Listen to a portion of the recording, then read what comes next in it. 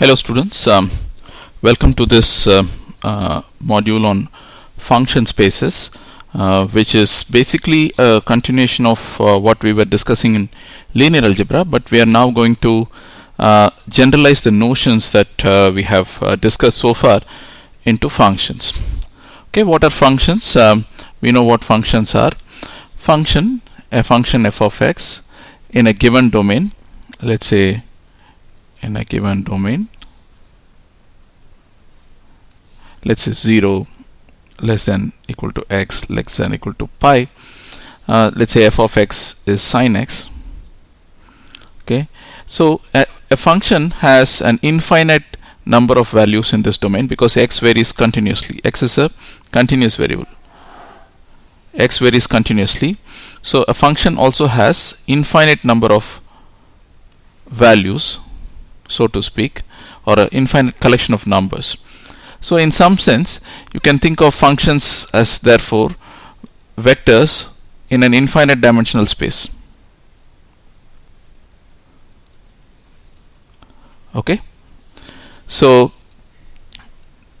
in fact, if you were to write down the values of, let's say, any function, including the one that we have just illustrated here, you cannot obviously write down all the values. You can perhaps say that we can chop the interval between 0 and pi into, let's say, 100 or 1000 points, interval points, and then you will tabulate the values of the function at these n points. Okay, so basically you will discretize the domain x from x1 to xn. Okay, and within this you would like to prescribe the value of the function f1, f2, so on up to fn.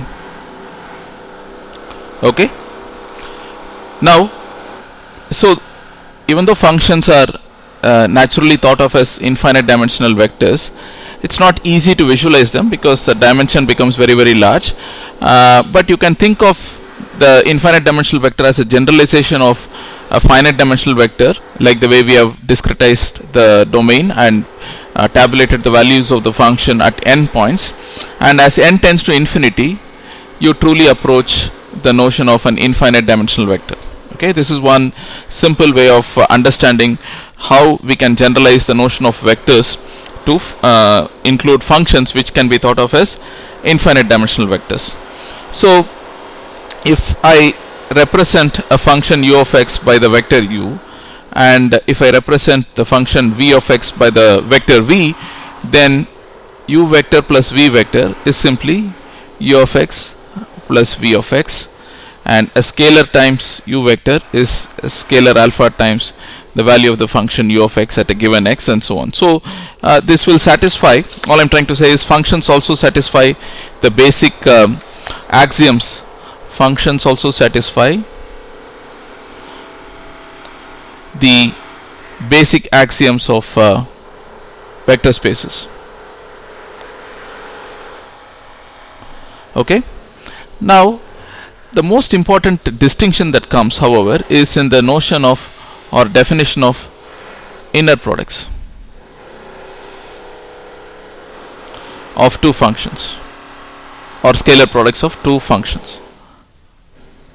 Okay, now the only way for us to imagine is that you have to think of a function like this.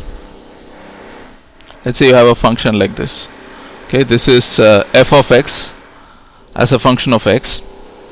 Now because we have to represent this function, let's imagine chopping the interval into some tiny bits, right, and then you take the values of the function in that interval.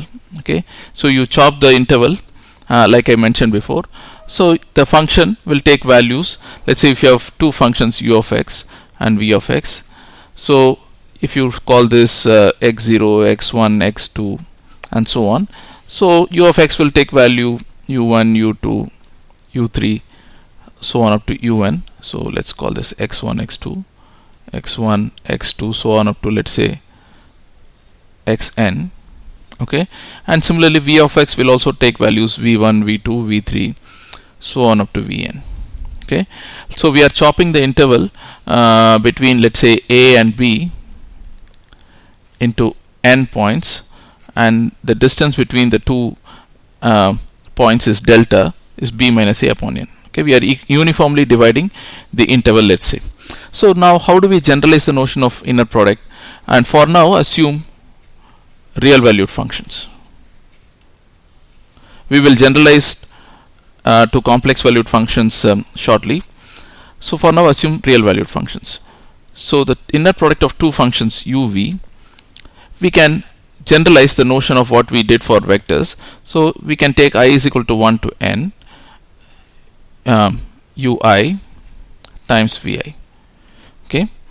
Now there is some issue with this definition, because if I change n, this value is not uniquely defined. If I increase the number of discretization, if I increase the number of points in the domain, then this value will be n dependent. So not uniquely defined. If I define the inner product of two functions like this, so this is not a useful representation of inner products. Okay, so not useful.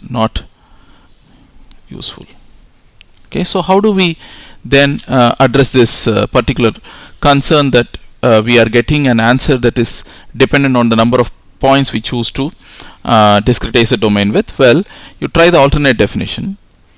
uv is summation I equals 1 to n ui vi times delta, where delta, as I just told, is b minus a by n, where the function is defined in the interval x belonging to ab.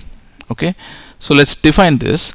Now in the limit as n goes to infinity, delta goes to 0, then this inner product becomes an integral, because this is the sum of a large number of terms multiplied by an interval that tends to 0. This is actually an integral.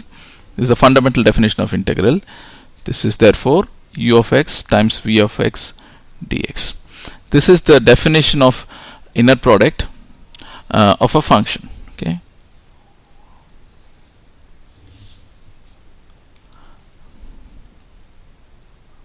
Sorry about this.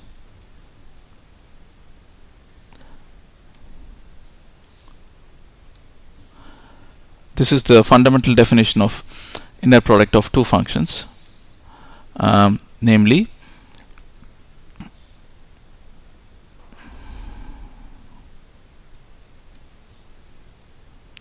just give me a minute.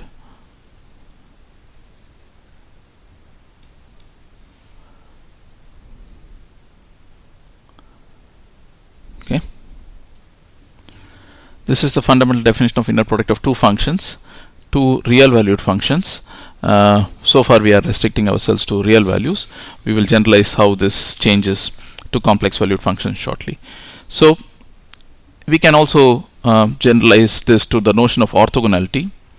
Two functions are said to be orthogonal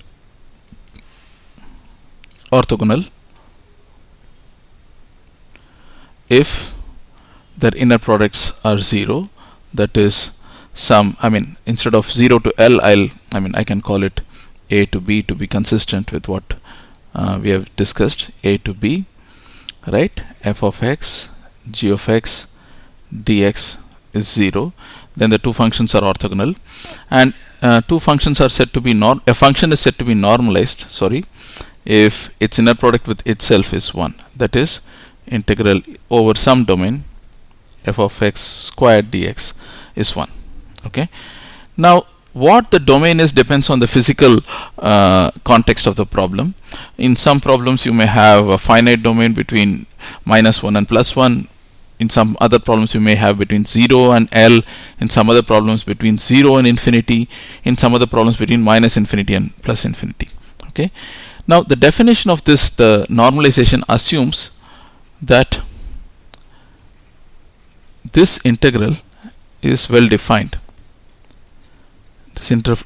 Because you are trying to integrate a square of a function between domain A and B, where A can be minus infinity, B can be plus infinity. In such cases, when you are integrating over an infinite domain, it is important that the integral exists. Such functions are called, when this integral exists, such functions are called square integrable functions. Now, in linear algebra and mathematics, people always give names for vector spaces. So a vector space or a function space comprising of functions that have a well-defined inner product and which are square integrable, they are called Hilbert spaces. What is a Hilbert space? A Hilbert space is basically a vector space that consists of functions that are square integrable and inner products are defined as given above. Okay, so this is just a name, but we should understand what this means.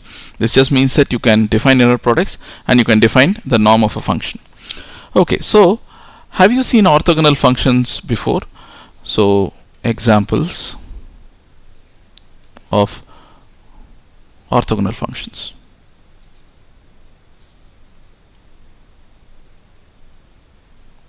Okay, now let's consider a function m of x is equal to root of 2 over L sine m pi x upon L. So m is an integer. So if you want, we can call it fm of x.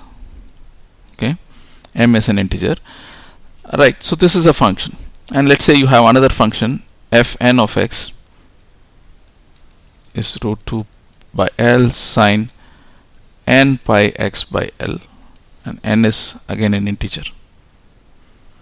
Now if you take inner product of fm fn, which is basically the two square roots of L give you root 2 over L, and let's say the domain is between 0 and L, this is sine m pi x by L times sine n pi x by L dx is equal to this takes the value 0 if m not equal to n, it's 1 if m equal to n, so you can call it delta mn, which is the Kronecker delta.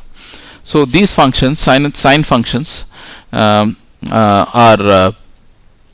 orthogonal if the m value is m and n are different. If m and n are same, they integrate to 1.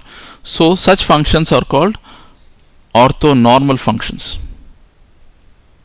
Why are they orthonormal? Because if I take the dot product of the function with itself, you get unity, and they are also orthogonal. Such functions are called orthonormal functions. So there is a direct analogy with what you have seen in vectors, but there is one important distinction or one additional fact that becomes important for function spaces, and these are boundary conditions.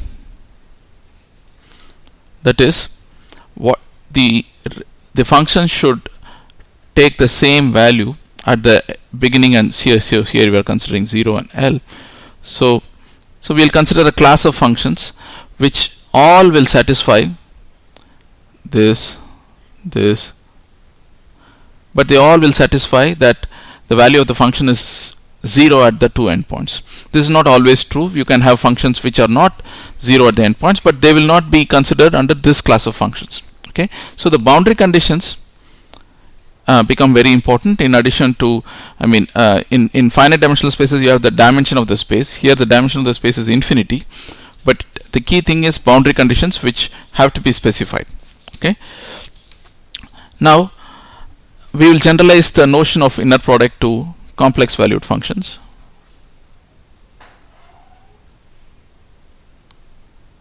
Okay, so let's say you have the domain 0xl, x is between 0 and L, and we'll consider a class of functions which are 0 at the two boundaries. Okay, let's consider a class of functions called periodic functions, such that the value of the function at the one end of the boundary is the same as the value of the function at the other end. So we are not saying that the function is 0, but whatever the value at one point, suppose you have a function whose this is 0, this is L. So the function can do anything, but it will go to the same value at L. Okay, so these are periodic functions, because again this will again repeat itself, and f of x is equal to f of x plus L. These are periodic functions. Okay, if you take any point and add L, you will get the same value of the function. So the same pattern repeats forever. These are called periodic functions, of which sinusoidal and cosine functions are simple examples. Okay, now for such complex valued functions, the inner product f and g is defined as very similar to what we had done before. The first function will take complex conjugate value. Sorry, this should be x. And the second function appears as such. So this is the inner product between two functions. One example of such functions are 1 by root L e to the 2 pi I m x upon L.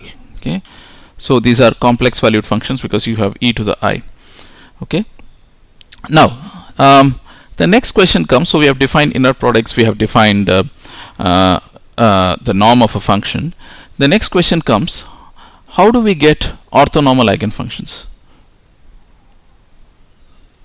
How do we get orthonormal eigenfunctions? Why do we need orthonormal eigenfunctions? In a given domain, if I have a bunch of orthonormal eigenfunctions, then I can express any other function in terms of these basis functions in the manner very similar to having n linearly independent or n orthogonal vectors, where you can express any vector in terms of these orthogonal vectors. Okay, so the answer to this question is based on what we already know from our experience with finite dimensional spaces and linear algebra. That is, we have to solve an eigenvalue problem of some Hermitian operator, because we know solve the eigenvalue problem of a Hermitian operator. If I solve an eigenvalue problem of a Hermitian operator, let's say LF is lambda f, okay, where lambdas are the eigenvalues, L is the linear operator, and f are the, now we'll call them eigenfunctions instead of eigenvectors. Then we'll get a bunch of orthogonal eigenfunctions, and we can express any other function, arbitrary function in that domain, obeying the same boundary conditions in terms of these functions. Now, what are linear operators in an infinite dimensional space? Again, the definition holds. A linear operator alpha operating on alpha f plus beta g should be alpha LF plus beta LG. Okay, this is the fundamental definition of linearity even in functions. That's the same everywhere. Okay, now one of the simplest operators, linear operators that you can think, is that again, if I operate an operator on a function, in general it will give rise to some other function. So one of the simplest linear operators is, example, is d dx, that first derivative, d squared dx squared, d cube dx cube. All these are examples of linear operators. You can verify that they satisfy the condition of linearity. Okay, suppose I consider d dx the whole squared. This is not a linear operator, because it will not satisfy, this is not a linear operator, this will not satisfy the condition of linearity. So so you can test whether an operator is linear or not just by using the fundamental definition of linearity, right? Now let's first, as I told you, in order to find orthonormal eigenfunctions, we have to solve an eigenvalue problem of a Hermitian operator. So the next question is d dx is L equal to d dx. It's a linear operator, but is it Hermitian.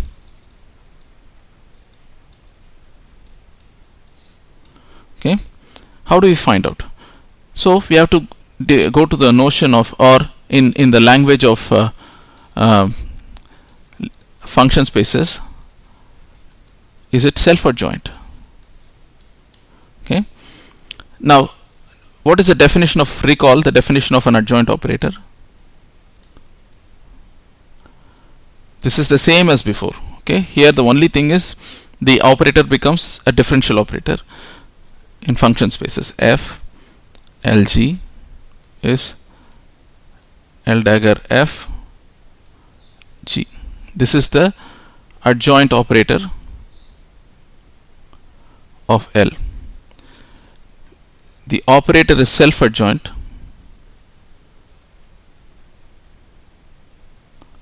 if L is L dagger. So we have to find out, is L self-adjoint operator?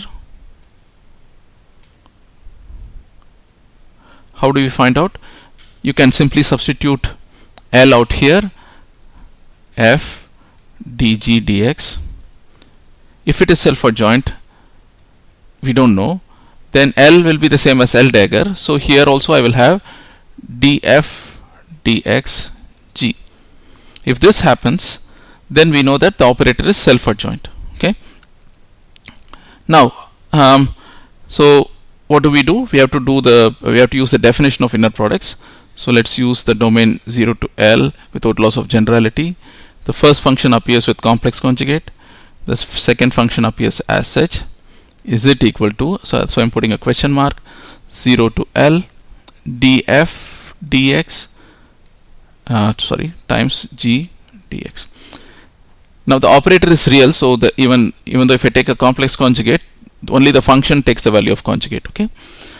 If the operator has some complex valued coefficients, then you have to consider the complex conjugate of those complex coefficients as well. Here that's not the case in this simple illustration. Okay. Now what do we do next? We have to check whether both sides are equal. In order to do that, we have to do integration by parts.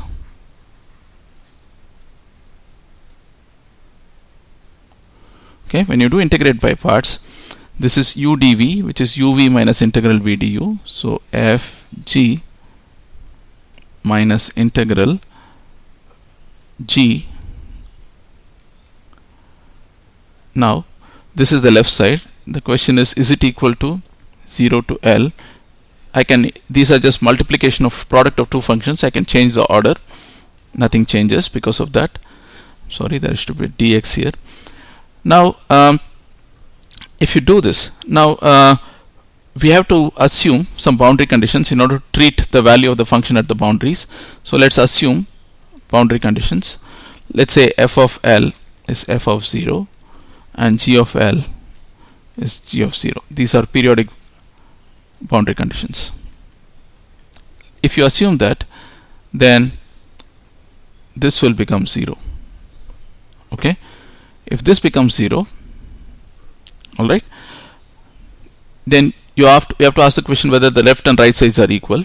The answer is clearly they are not equal,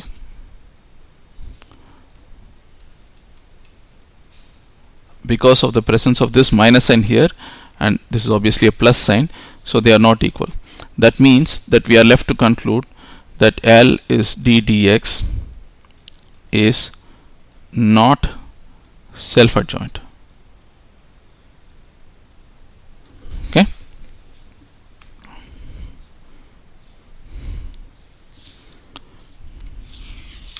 That's because of the negative sign. Now we can ask the question, what can we do to make it self-adjoint? Can we do something? Can we modify d dx such that it becomes self-adjoint? Can we do something? Can we multiply something to this? The answer is yes. Consider L as minus I d dx. Okay, again with f of 0 is f of L is equal to these are the periodic boundary conditions, and g of 0 is g of L. Now again, is this L Hermitian? or I mean let's use the word that we now use in for functions, is L self-adjoint?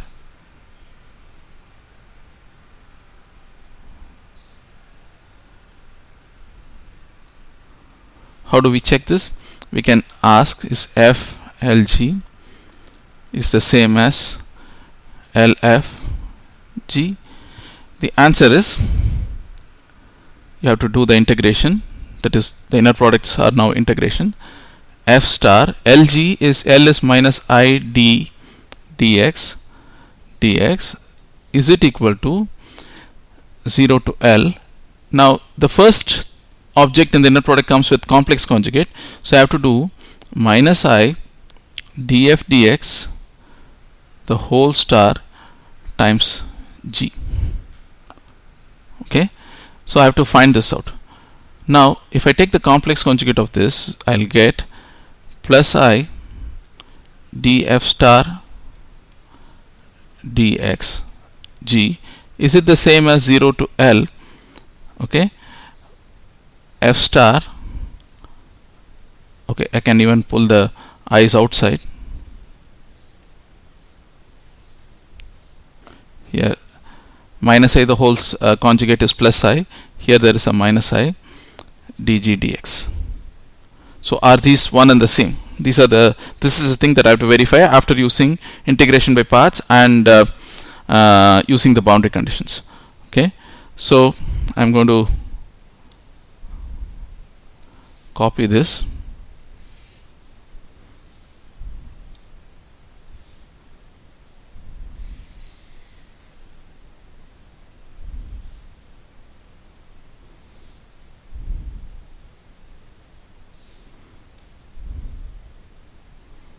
and move it to the next page.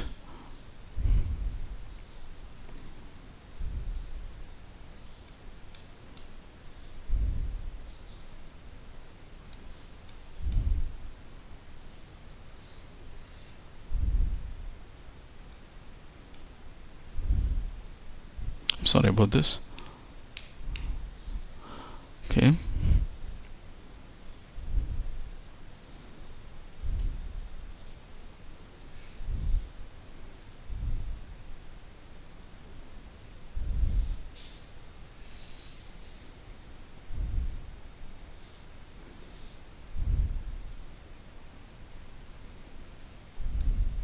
let me cut it.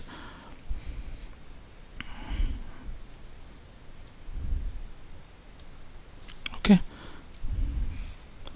so we are interested in checking whether this is correct. We do integration by parts, so this is minus I, then this is times uv, then plus there is a minus, okay, let's just take the minus I, minus integral v du. Is this the same as, so there is a dx which I keep missing, you have to keep adding this in case I miss. Okay, so the first term again is going to be 0 because of periodic boundary conditions. Okay, this we have seen in the previous example as well. So if I multiply minus I with the minus sign here, I'll get I 0 to L G is indeed the same as I 0 to L G. So the answer is yes, they are equal. That is, L is minus I d dx is a self-adjoint operator. Okay, it is indeed the case. So it is a self-adjoint operator in a space of functions that satisfy periodic boundary conditions.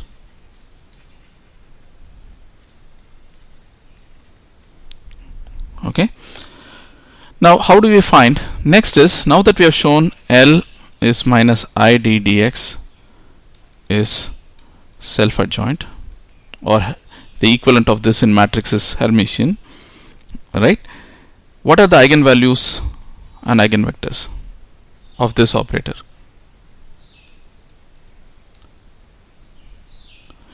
The definition or meaning of an eigenvalue or an eigenvector is the same. The operator operating on a function, which is a generalized vector, should give rise to a scalar, which is the eigenvalue, times the same function. That is minus I df dx is lambda f. Okay. Now, if you solve this, you will get that f of x is nothing but a e to the some constant e to the I lambda x. Okay. So this is of the form dy by dx is simply, okay, let me just do this. So this is df dx is minus 1 over I lambda f. Df dx is, if I multiply and divide by I in the numerator and denominator, I will get minus I by I squared. Minus 1 will cancel with I squared to give I lambda f. So if we solve this, f of x is some constant e to the I lambda x. Okay, this is the solution to the this differential equation. But we have not yet found what the eigenvalues. How will you find the eigenvalues? You have to use the boundary conditions, that f of 0 is the same as f of L. In this case, we are assuming periodic basis. Okay, so once you do that, you will find that f of x is a e to the I lambda x, f of 0 is a, f of L is nothing but a e to the I lambda L. So that means that if I equate f of 0 is the same as f of L, I'll get e to the I lambda L is equal to 1, or lambda should be is equal to, okay, 2 pi m upon L, where m is 0, plus minus 1, plus minus 2, plus minus 3, and so on. Okay. Now, so this one we can now call, these are the eigenvalues of the Hermitian operator L is minus I ddx, and Fn is equal to some a, some constant times e to the 2 pi I m x by L. These are the eigenfunctions, okay, where a is an arbitrary constant.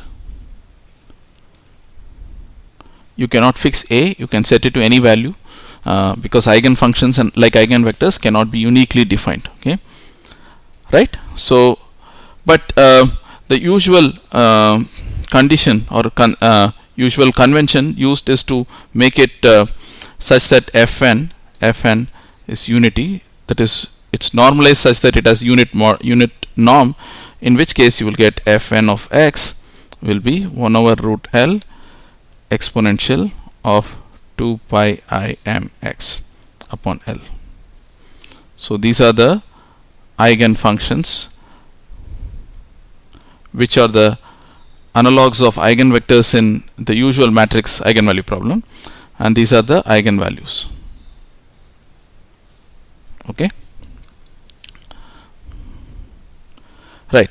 Now, how do we know that this infinite set of so Fn can go all the way from there are infinitely many eigenfunctions, in the sense that n can go from 0 plus or minus 1 2 all the way up to infinity, right? So there are infinitely many functions. So how do we know if this is complete? In a finite dimensional space, if I have a 3-dimensional space, then I should have 3 linearly independent or 3 orthogonal vectors. Then that forms a basis. I'm satisfied with it. I don't need more. But here I have an infinite dimensional space.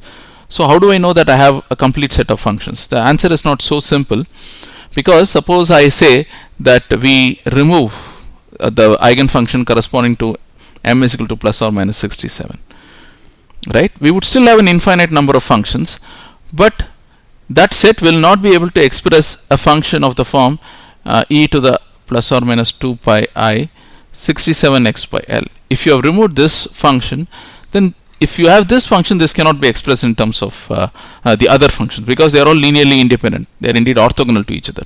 Okay, so there are some subtle aspects, but by and large, for reasonably well behaved functions, you can take a sufficiently large number of n, and you will be able to get a suitable approximation of any function in terms of these eigenfunctions, which are now basis functions. So any periodic function, therefore,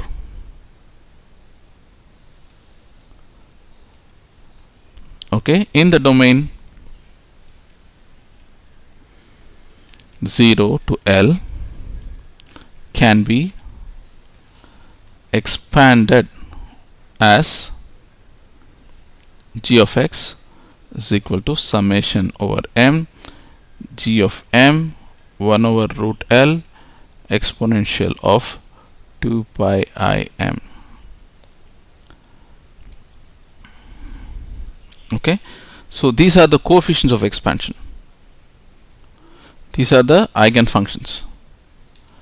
This is very similar to expanding any vector in terms of ai, ei, I is equal to 1 to n infinite dimensional spaces, where these are the eigenvectors or basis vectors, and these are the coefficients. Okay, so I can express this more concisely as G is Gm Em of x, where Em are these eigenfunctions. Such an expansion is called an eigenfunction expansion. Okay,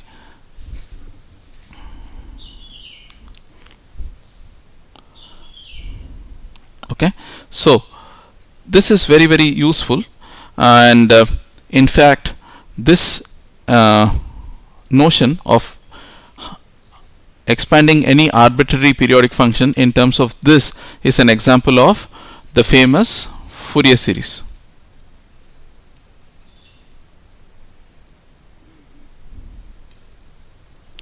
In fact, this is the exponential form of a Fourier series. This is the exponential form of the Fourier series. Okay, so the key thing is you should be able to expand any function in terms of the eigenfunctions. The next key thing is to how do you find the coefficients of expansion. Okay,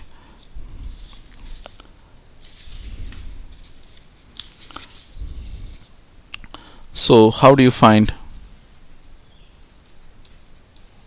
the coefficients of the expansion?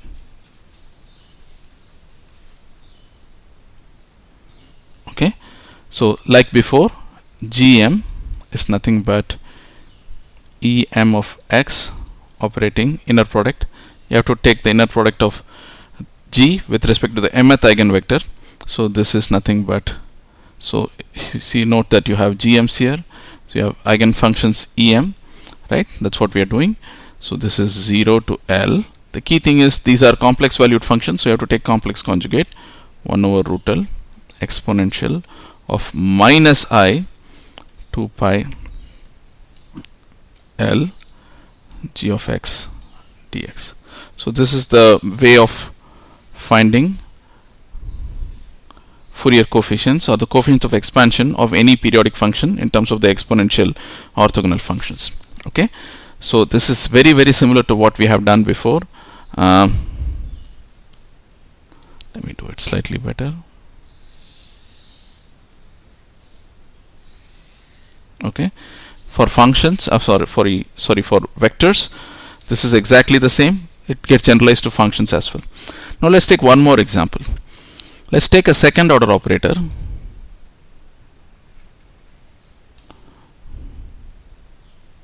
Let's take a second order linear operator. Let's say L is minus d squared by dx squared. The question is this self-adjoint? Okay.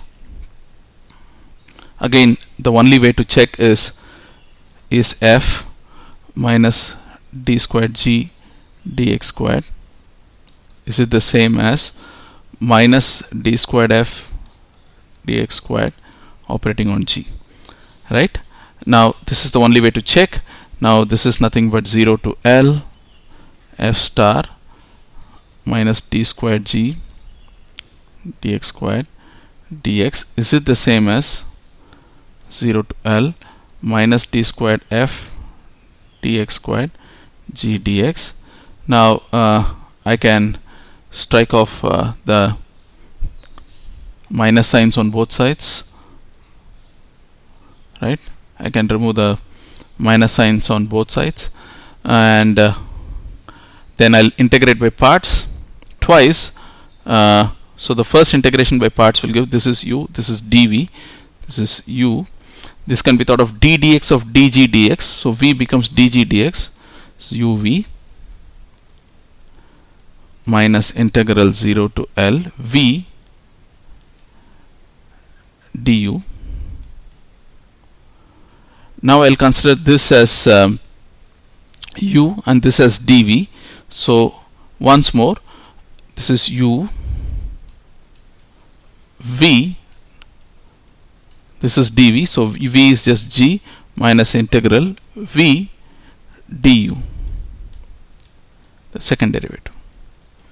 Now the question is it equal to 0 to L g d squared?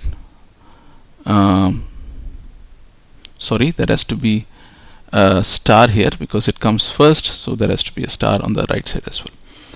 Is it the same as this? I'm sorry, there is because of the minus sign here, I'll have to carry the first, I'll have to carry this, and the minus sign here will come here. There will be another minus sign because this comes inside the bracket, so this will make it plus. So these two are equal provided the boundary terms are actually 0. Okay, so when can the boundary terms be 0?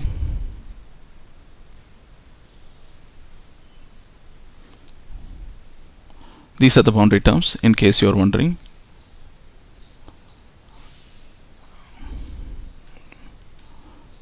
They can be 0 if you have g of L is g of 0 is 0 and f of L is f of 0 is 0. These are called Dirichlet boundary conditions. Or if df dx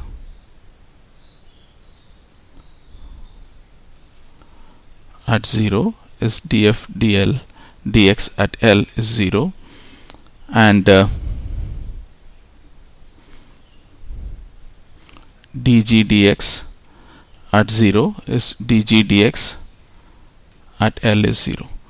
Okay, or if you have periodic boundary conditions, f of L is f of 0 and is equal to f of 0, yes, and dg dx at L is dg dx at 0. Okay, and that will make these quantities 0, the boundary terms. So the boundary terms can be 0 for a variety of different boundary conditions.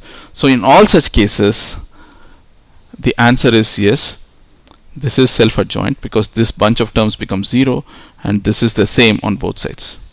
So yes, L is minus d squared dx squared is indeed self-adjoint, and provided it satisfies the boundary conditions as specified here. The Dirichlet, these are called, by the way, the Neumann boundary conditions. When the derivatives are 0, they are called Neumann. When the function itself is 0, it's called Dirichlet in mathematics. Okay. Now let's first ask the question. Let's next ask the question. Do you know what are the eigenvalue? Suppose is f is minus d squared by dx squared is self-adjoint. Okay, we have just shown that. Then what are the eigenvalues and eigenfunctions? Okay, so we have to solve LF is lambda f. For the sake of convenience, I will call the eigenvalues lambda squared instead of lambda. There is no loss of generality in doing this. So if I take one of these terms to the other side, I'll get this. Then the solutions for this equation is f of x is sine x or cosine x, sorry, sine lambda x or cosine lambda x. Okay, so these are the two linearly independent solutions of this for each eigenvalue. Okay, now if I use periodic BC, then lambda becomes 2 pi m by L. M is 0, 1, 2, 3. I am not taking m is minus 1, minus 2, minus 3, because you will not get any new function. You will get the same function, because you know that cos of mx, sorry, let's be more, cos of 2 pi mx by L is the same as cos of, when m becomes minus m, cosine is even, so it's the same. Sine is odd, but you will get the same function with a negative sign. So you are not getting new functions by including the negative integer values for the eigenvalue. So we are not considering this. This is unlike the previous exponential case where the negative values did give rise to new functions. So we have to be careful. In here it's just repeating the same function. There is no point in having them. Okay, so the two eigenfunctions are simply sines and cosines. If I normalize, I mean, with the two eigenfunctions are basically, let me just write down,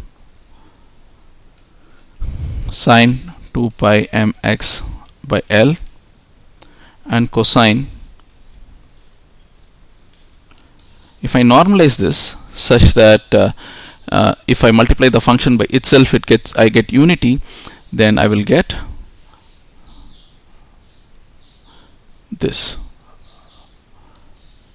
If I do this, then if I multiply the function by itself and integrate between 0 and L, I'll get unity. That is, the functions are normalized such that they have unit modulus.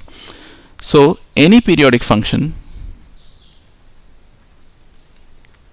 f of x can be written as a0 by root L. See, when m is 0, sine is 0, cosine is 1. So the first expansion is simply 1 over root L. So the constant multiplying that is a0. And all the other, m is equal to 1 to infinity am root 2 by L cos 2 pi mx by L plus m is equal to 1 to infinity bm sine. Okay, this is an example again of a Fourier series. This is called the Fourier sine cosine series. Okay, now if you have only functions that have take 0 values at the two endpoints, then cosine will not be there. Remember that cos will look like this, whereas sine, this is cosine, whereas sine looks like this. Okay, so if the function takes 0 derivative values, then you will not have sine, you will have cosine. If the function takes 0 values, you will not have cosine, you will have only sine. But in general, this is the Fourier series expansion, okay, of any periodic function in a domain 0 to L. Right?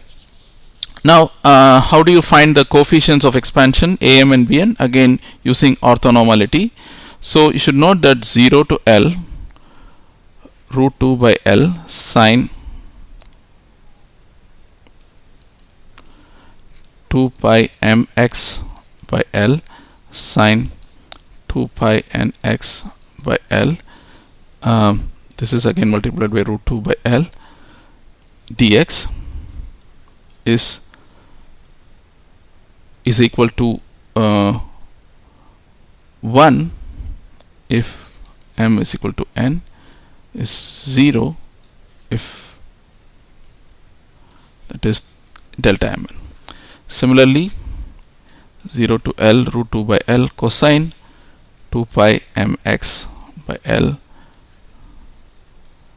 sine cos L dx is again delta mn. Okay, and if I take any cos eigenfunction and any sine eigenfunction, this is always 0 for all mn. Okay, this is never non-zero. Okay, so we have seen all the three these are called orthonormality conditions, by the way. These are called orthonormality conditions of the eigenfunctions. These are the ones that are used to find the coefficients of expansion. Okay, so if I were to expand f of x is a naught by root L plus summation m is equal to 1 to infinity a m root 2 by L cosine 2 pi mx by L plus summation m is equal to 1 to infinity bm root 2 by L sine 2 pi mx by L. Then am is nothing but 0 to L f of x root 2 by L cosine 2 pi mx by L dx, and this is for all m greater than 0. Similarly, you can find the coefficients bm by integrating with respect to sine.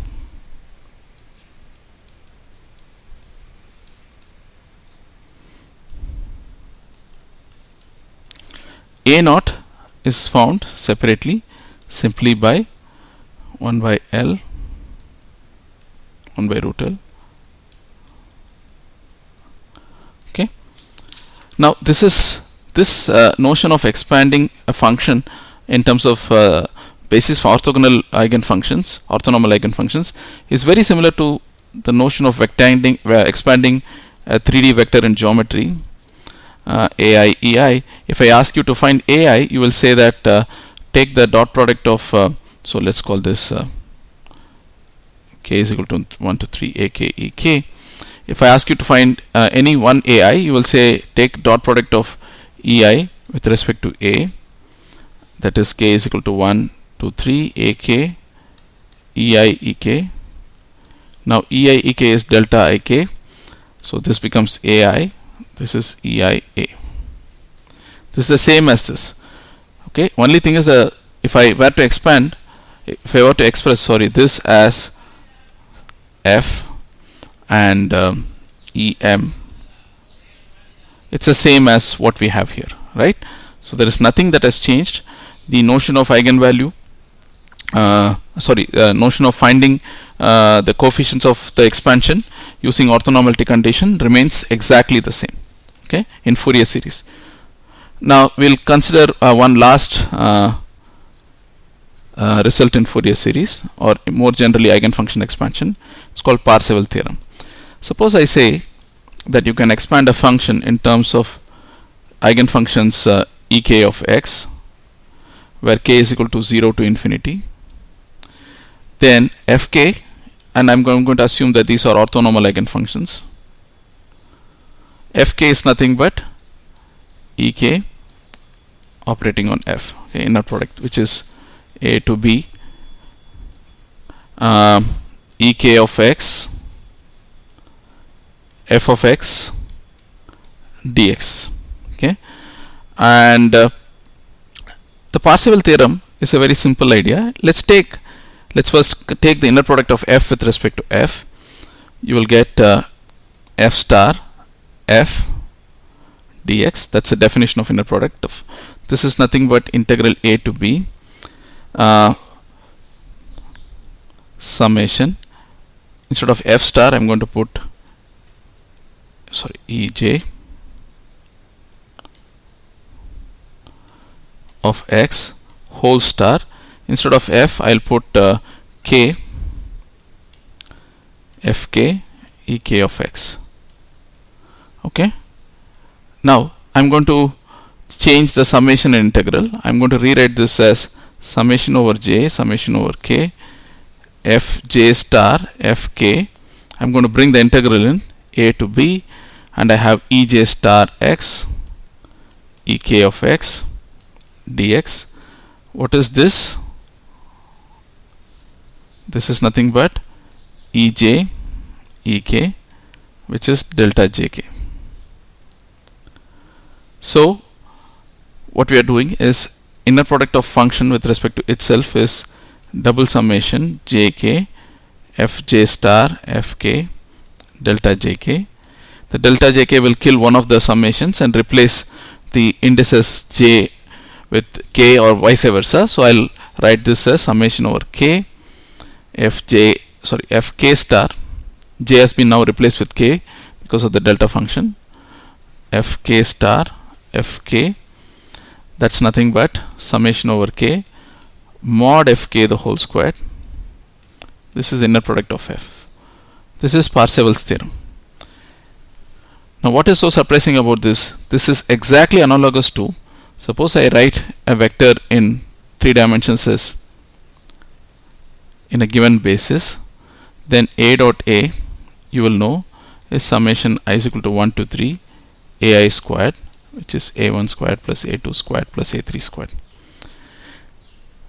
The inner product of a vector, dot product of a vector with itself, is the square of the sum of the coefficients. It's identical to this result. The inner product of a function is with itself is the sum of all the square of the coefficients, magnitude of the square of the coefficients, square of the magnitude of the coefficients, I'm sorry, in a Fourier expansion or in an Eigenfunction expansion. Okay, this is directly analogous. Okay, so this is the idea of Eigenfunction expansion. Now the sines and cosines are not the only Eigenfunction expansions. You can have many different operators which are self-adjoint or Hermitian, and if you solve the eigenvalue problem of those operators, then you will get very many different orthonormal eigenfunctions, and you can expand any function in those domains with respect to those using those eigenfunctions.